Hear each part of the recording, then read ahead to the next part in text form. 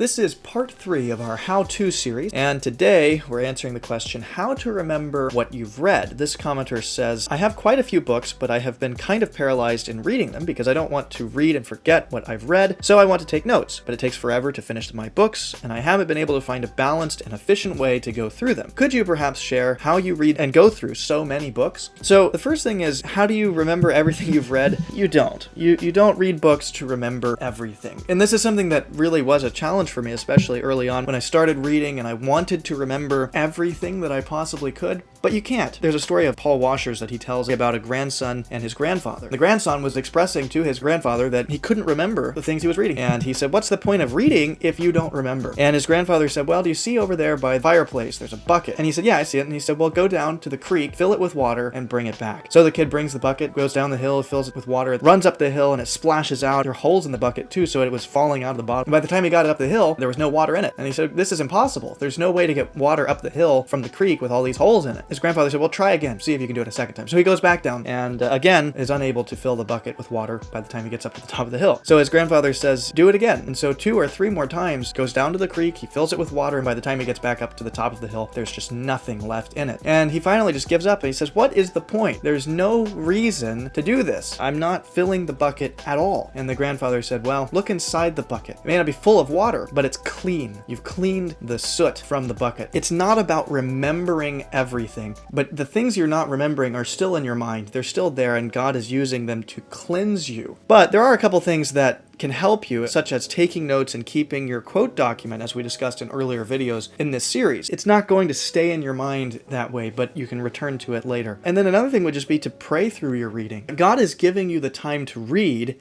He will also be gracious in helping your mind in remembering. And then another thing that really helps me is to have a couple things going at once. This is answering the question, how do I go through so many books? If I read just a book that's 1,000 pages long, I get so discouraged. I get very bogged down reading those larger works. I like to have at least 2 things going on at once. I have a larger work that is about 1,000 pages or so, and then I have something smaller that I can complete in a week or 2, because there's something about the completing of a book that encourages you to keep going. Have something larger, have something smaller, that helps a lot. So hopefully that answered your question, and if you have any questions, feel free to leave those in the comment section down below. Thanks so much for watching, and Lord willing, I will see you again soon.